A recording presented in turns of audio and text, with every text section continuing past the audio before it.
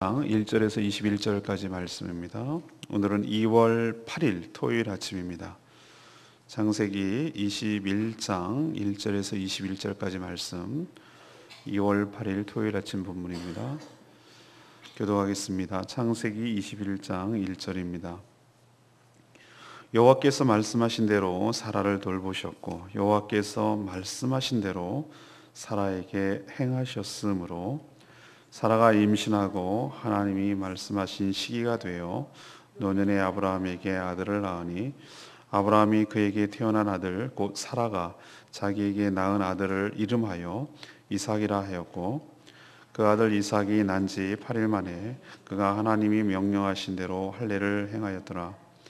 아브라함이 그의 아들 이삭이 그에게 태어날 때 100세라.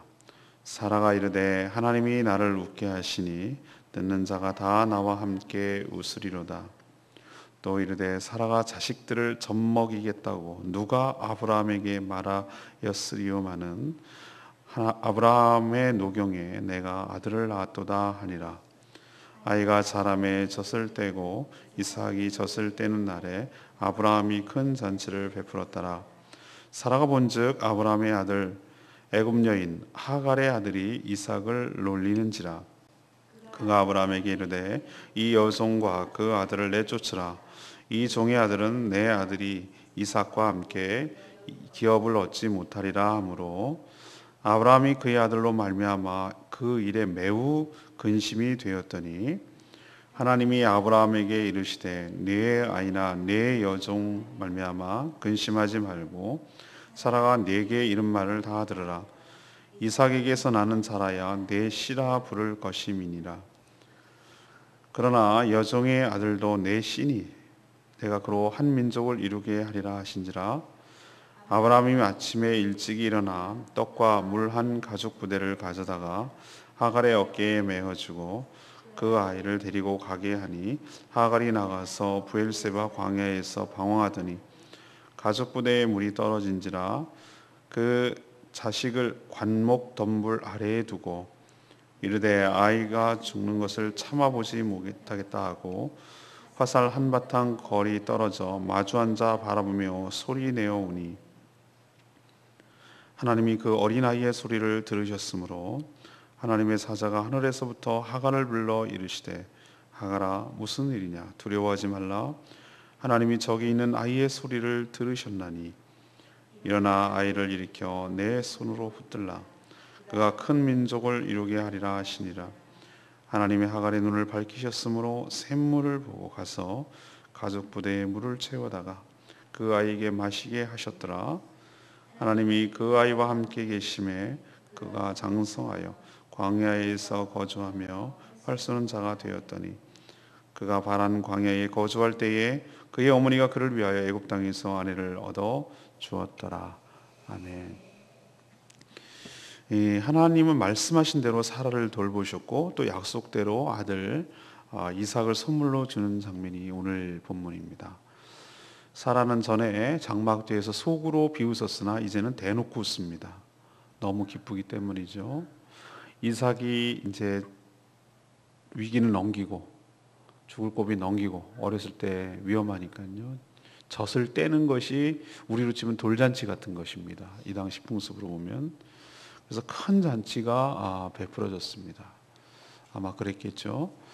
하지만 이미 먼저 태어난 큰 형이죠. 어떻게 보면 위복형이지만 이스마엘이 이삭을 놀렸고 또 사라는 그것을 보고 분노해서 그의 어미 하갈과 이스마엘을 내쫓을 것을 아브라함에게 강력하게 요구합니다. 몹시 갈등하고 공경에 빠진 아브라함에게 하나님은 그렇게 하라고 하셨습니다. 하지만 하나님이 약속한 대로 추방된 하갈과 그의 아들 이스마엘을 끝까지 돌보시는 그런 내용이 오늘 스토리가 되겠습니다.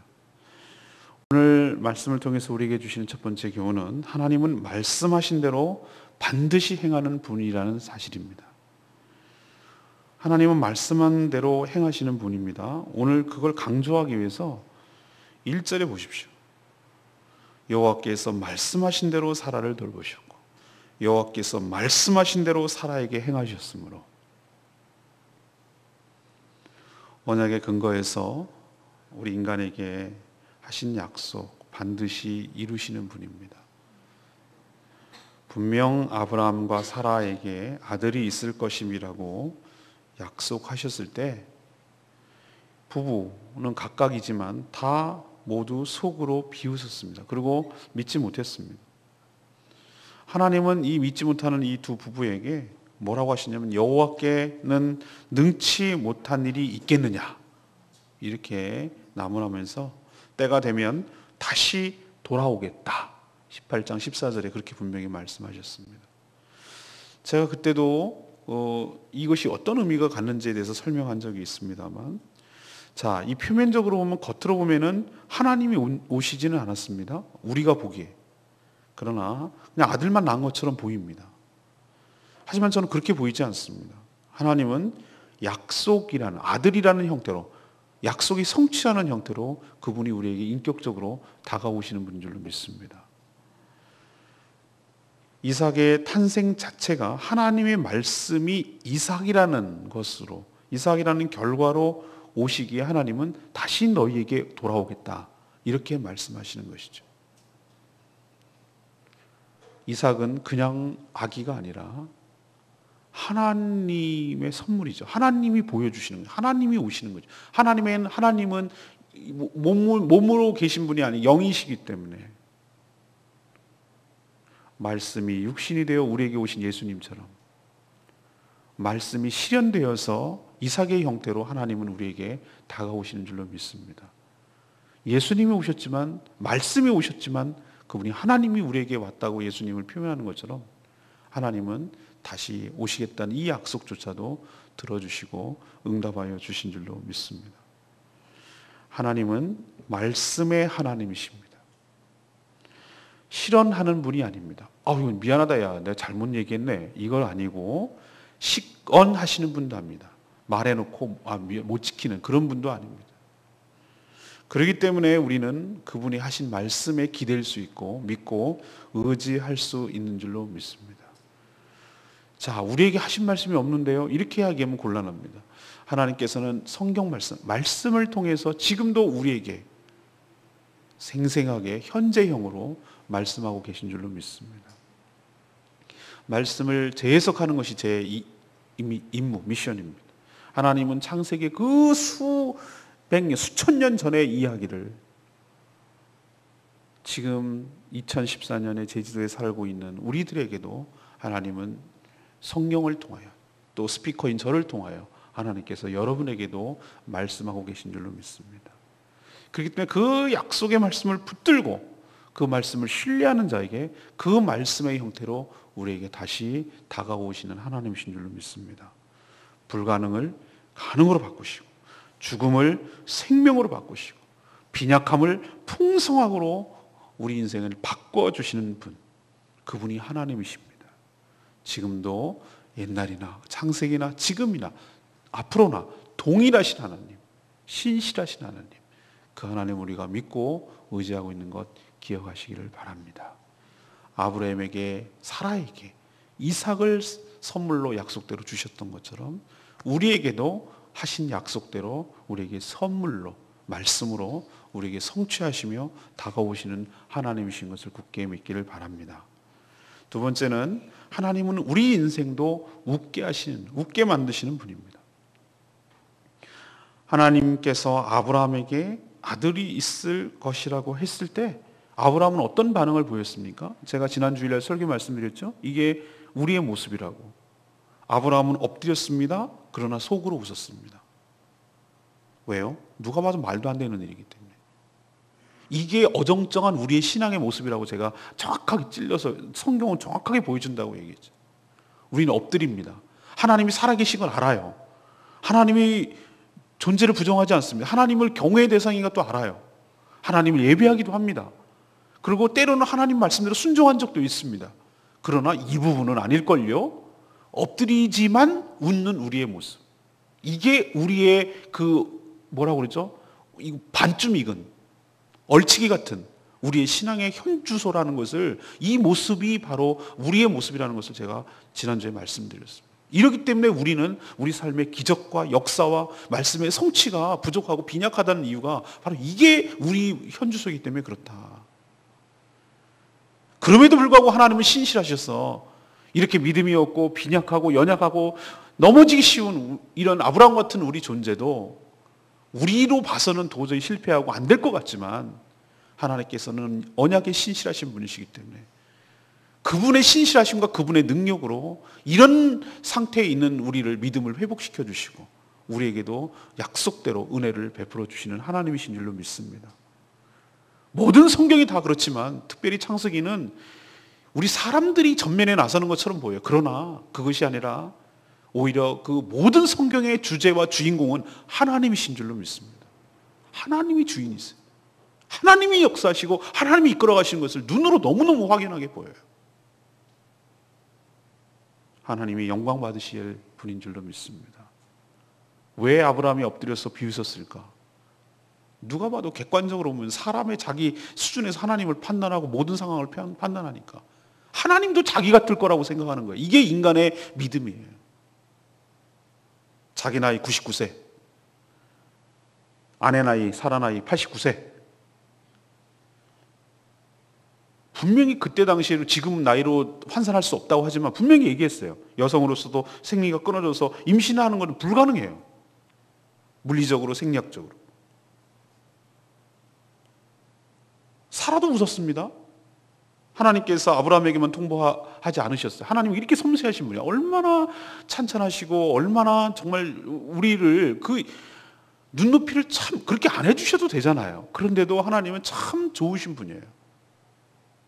얼마나 우리 이런 걸 좀 본받아야 될 것 같아요. 정말 이렇게 세심하세요. 사라에게도 와가지고 안 오셔도 그냥 나오면 되잖아요. 그런데도 와서 식사하러 오셨어요. 왜 사람으로 그렇게 나타나셨을까? 사라에게 얘기해 주고 싶으셨어요. 내년 이맘때에 네가 품에 아들을 안고 있으리라. 그때 장막 뒤에서 사라도 웃었습니다. 그런데 뭐라고 그러시냐면은 하나님은 그냥 넘어갈 수도 있잖아요. 그냥 모르는 척 아셔도. 근데 웃었다고 꼭 자꾸 캐물으시는 거예요. 너 웃었다 너? 그러니까 얘가 당황한 거예요, 사라가. 그러니까 아니 저 안 웃었는데. 아니야 네가 웃었다. 이렇게 얘기하신 이유가 뭘까? 그걸 또 왜 기로 갔을까? 오늘이야 분명히 이제 드러나는 것입니다. 하나님께서 그렇게 캐물으시고 확인해 주시고 꼭 집어서 얘기를 해 주신 이유는 뭐냐? 네가 지금은 비웃었지만 1년 뒤에는 네가 진짜 진정으로 웃을 날이 올 것이다. 그때를 생각하고 지금 비교해 놔라. 너가 어떻게 했는지를 기억해 놔라. 그리고 내가 너에게 어떻게 했는지를 기억해라. 너의 웃음을 어떻게 바꿔줬는지를 네가 기억해라. 그 말을 하시려고 꼭 집어서 장막 뒤에 웃는 사라에게 너 웃었다. 분명히 너 기억해라. 너 웃었다. 라고 얘기하시는 거라고 저는 생각합니다.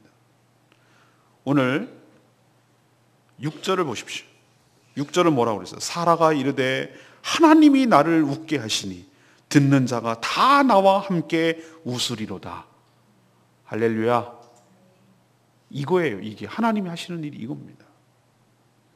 하나님이 나를 웃게 하심으로 웃음을 잃고 사는 재미도 없고 낙도 없고 웃을 일도 없고 그냥 덤덤하고 사는 게 사는 것 같지도 않고 그냥 죽지 못해 살고 그렇게 살아가는 우리 인생에게 그냥 쓴 웃음이나 짓고 그걸 내가 그걸 썩소라고 애들이 썩소라고 그러잖아요. 썩은 웃음. 그냥 그런 웃음이나 씁쓸하게 날리고 이렇게 살아가는 인생에게 찾아오셨어. 우리 온몸이 전 신이 전 인격이 웃을 수 있도록 우리의 웃음을 질적으로 바꿔주시는 하나님이신 줄로 믿습니다.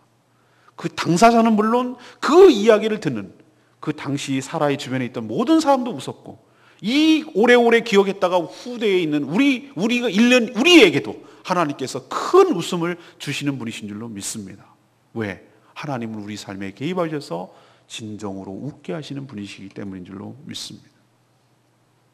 하나님의 살아계심, 그의 능력, 자기 입으로 이제 간증할 일이 생겼어요. 간증거리가 생긴 거예요. 하나님은 우리에게 간증하도록 체험하는 축복을 우리에게 주시는 줄로 믿습니다. 나의 인생을 바꿔주셨습니다. 내 얼굴 표정을 바꿔주셨습니다. 내가 살아가야 될 이유를 바꿔주셨습니다. 내 인생에 완전히 전환점을 주셨습니다.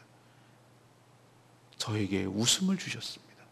그분이 하나님이십니다 라고 평생 동안 어디 가면 계속 죽을 때까지 살아는 이야기 하지 않았겠어요? 사라가 127세까지 살았습니다. 90세에 아이를 낳았으니까 127세면 몇 년 더 살았죠? 37살을 더 살았어요. 37년을. 그동안에 이 사라가 한 번 얘기했겠어요? 아이는 맨날 돌아다니고 같이 사는데 이 아이를 볼 때마다 그 얘기했을 거 아니에요. 이 아이를 볼 때마다 하나님이 생각났을 거 아니에요. 이 아이는 내 능력으로 생겨난 것이 아니라 하나님의 선물이며 하나님께서 개입하셔서 나를 웃게 하는, 그래서 이삭이라고 이름을 지었잖아요. 이삭이라는 것이 복선이 깔려 있으면 내가 전에는 쓴웃음을 졌는데 하나님이 이 아이를 통해서 웃음을 바꿔줬다는, 걔 이름을 부를 때마다 하나님이 생각나고 하나님께 영광을 돌리고 하나님께 감사가 나올 수 있을 것입니다. 마찬가지입니다. 하나님께서 여러분에게 인생에 개입하셔서 여러분에게도 이삭을 선물로 주실 줄로 믿습니다. 아들을 주신다는 것이 아니라 그것을 바라볼 때마다, 그것을 기억할 때마다 이 기억 안 할래 안 할 수 없는 그 나의 삶에 있어서 너무나 전환점이 되는, 나를 만나주신, 나를 변화시켜 주신 그 이삭 붙을 때마다 내 입술에서 하나님 앞에 영광을 돌리는 간증의 거리가 영원토록 계속 나오게 하시는 하나님이신 줄로 믿습니다. 이삭이 젖을 뗄 때에 큰 잔치가 벌어졌죠. 옛날에 유아 사망률이 높기 때문에 이 젖뗄 때가 되어야 비로소 얘가 살아거라는 것을 확인하는 거죠. 물론 8일 만에 할례를 행했습니다만 우리로 치면은 뭐 요즘으로 하면 우리 돌잔치 같은 것이. 근데 이 잔치가 보통 잔치입니까? 아브라함과 사라에게 있어서는 이 잔치가 아마 전 국민 잔치를 해도 시원찮을 만큼 얼마나 기뻤겠어요. 그때의 그 기쁨은 말로 다 할 수 없을 거예요. 세상을 다 얻은 것 같았을 겁니다. 이 부부의 저는 얼굴 표정이 보입니다. 그 잔치가 막 연상이 되는 것이에요. 근데 부러워하지 마십시오. 오늘 6절에 있는 고백대로 이 이야기를 듣는 모든 사람에게도 나와 함께 웃으리로다.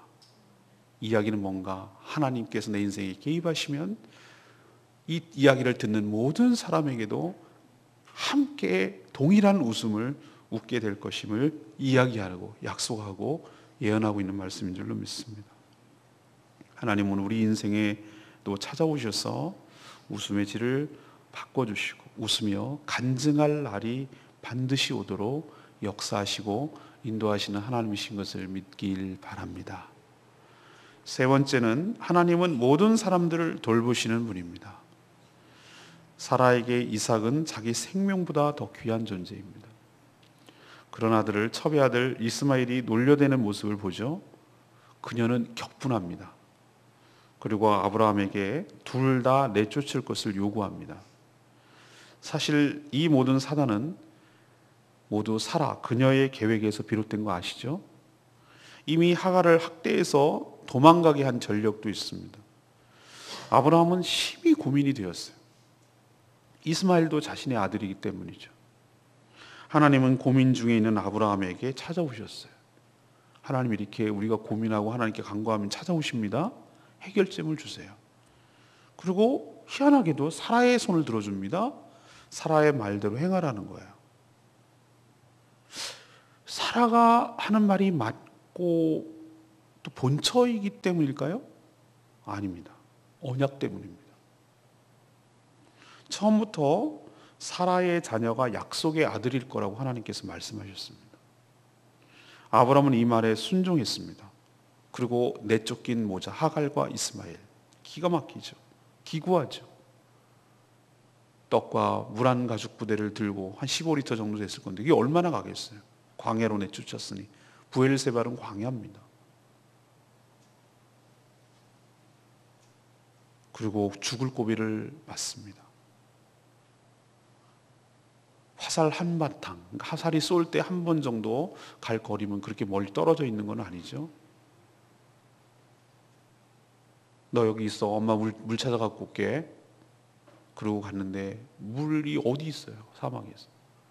이러다 둘 다 죽겠고, 나는 죽는 거 그렇다 치는데 생떼 같은 저 내 아들 죽어가는 것을 보니 너무너무 기가 막힌 거예요.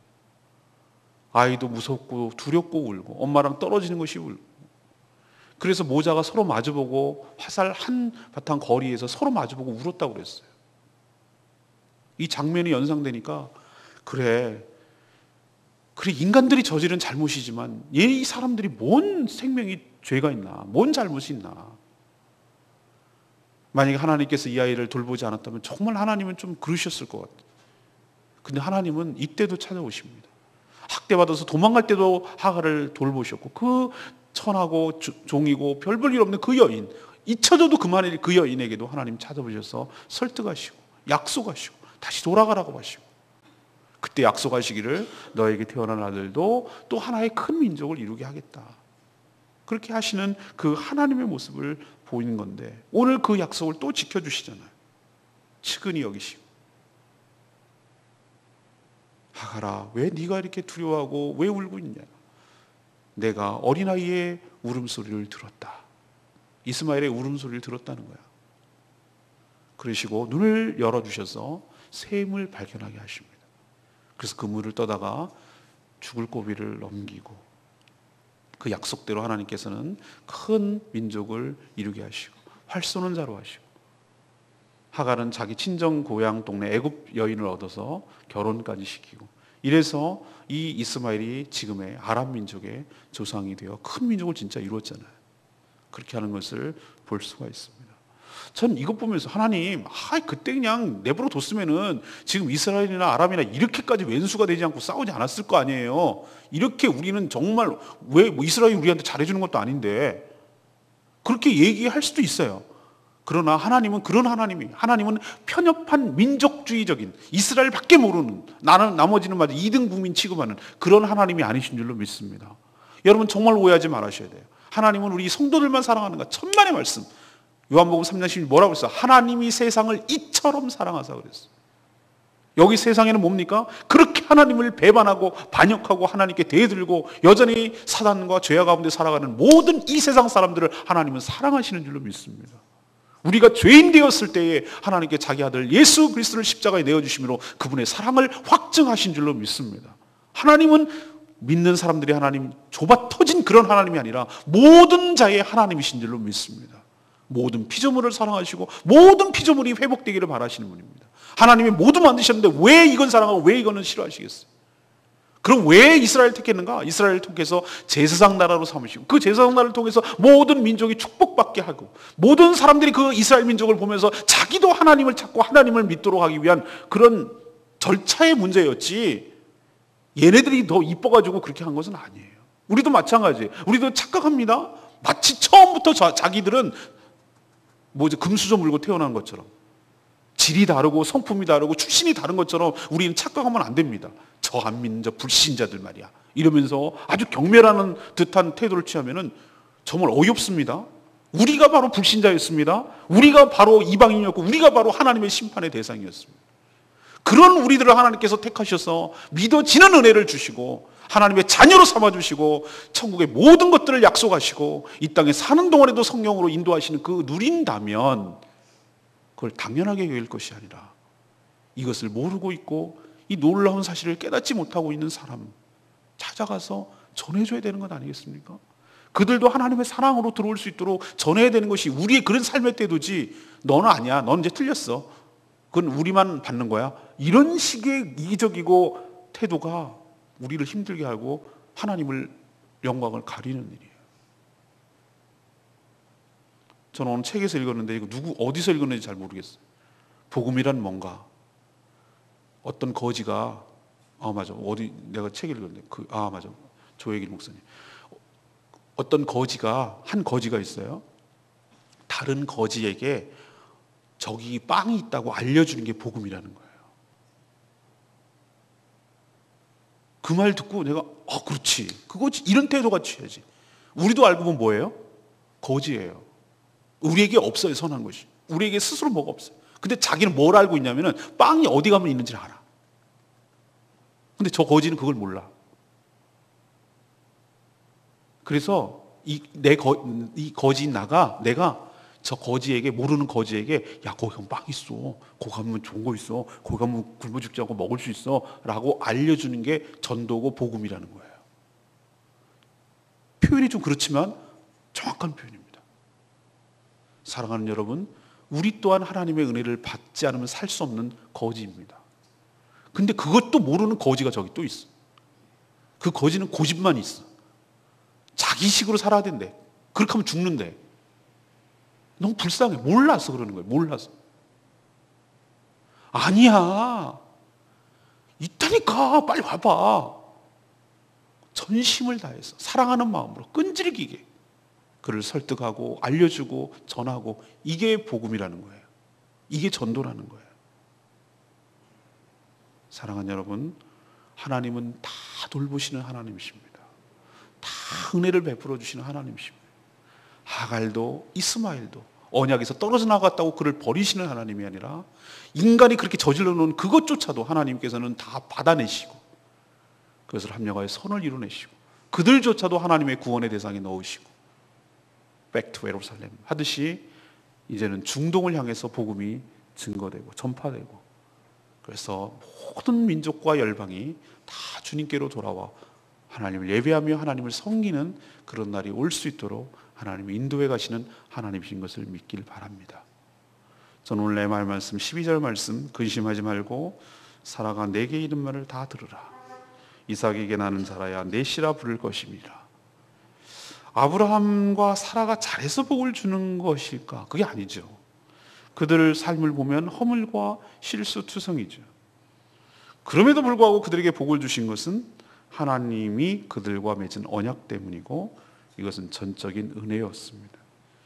그렇기 때문에 은혜를 받은 자는 자기 사랑이나 교만에 빠질 이유가 없는 것이죠.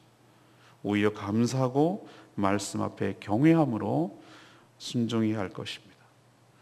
우리가 어느 순간 감사를 잊을 때, 또 은혜를 당연하게 생각할 때, 이미 이것은 자기 분수와 자기 자리를 잃고 있고 내가 심히 지금 좋지 않은 상황에 있다는 것을 기억하셔야 됩니다.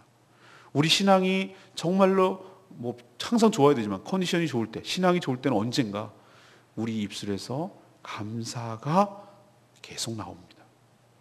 그리고 모든 것이 하나님의 은혜로 살아가는 것임을 인정하고 인식하고 그 은혜를 사모하고 살아갈 때 이분이 지금 굉장히 관계가 좋고 잘 되고 있는 것입니다. 그러나 어느 순간부터 감사 대신 불평과 원망이 나오고, 은혜 대신 자기 힘으로 자기 공로가 나오고 자기 노력이 나오기 시작하고, 그럼 이미 빨간불이 켜지는 거예요. 경고등이 켜지는 겁니다.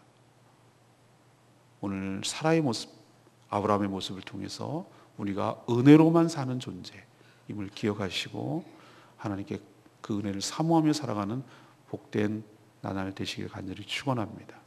신실하신 하나님을 찬양합시다. 은혜송북 413장 부르고 기도하겠습니다. 주님 보좌 앞에 나가 그렇습니다. 하나님 앞에 나가고 그 신실하신 하나님을 경험할 때 우리가 살아갈 수 있는 줄 믿습니다. 주님 앞에 나갑니다.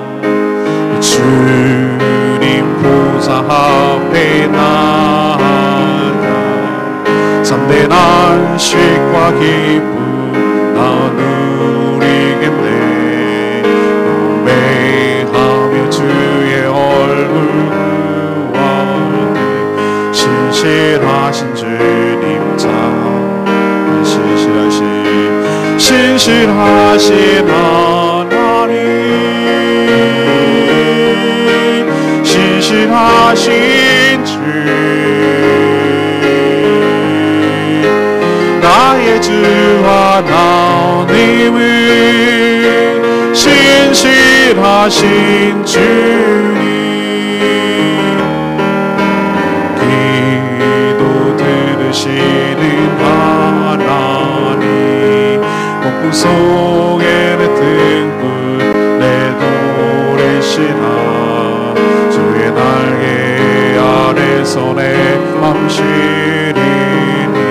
신실하신 주님 참 신실하신 하나님 신실하신 하나님 그렇습니다. 신실하신 주 나의 주 하나님은 신실하신 주님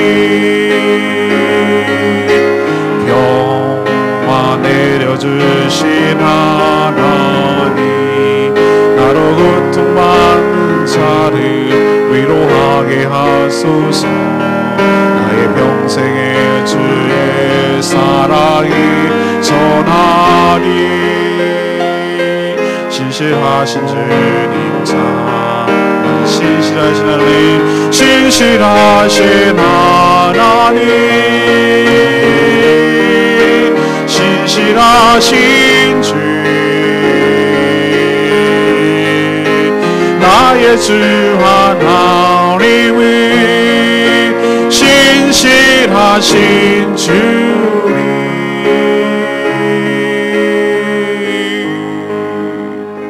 말씀 생각하면서 우리의 웃음을 바꿔주실 신실한 하나님을 신뢰하며 믿고 의지하고 나가게 하여 주시옵소서. 기도하겠습니다.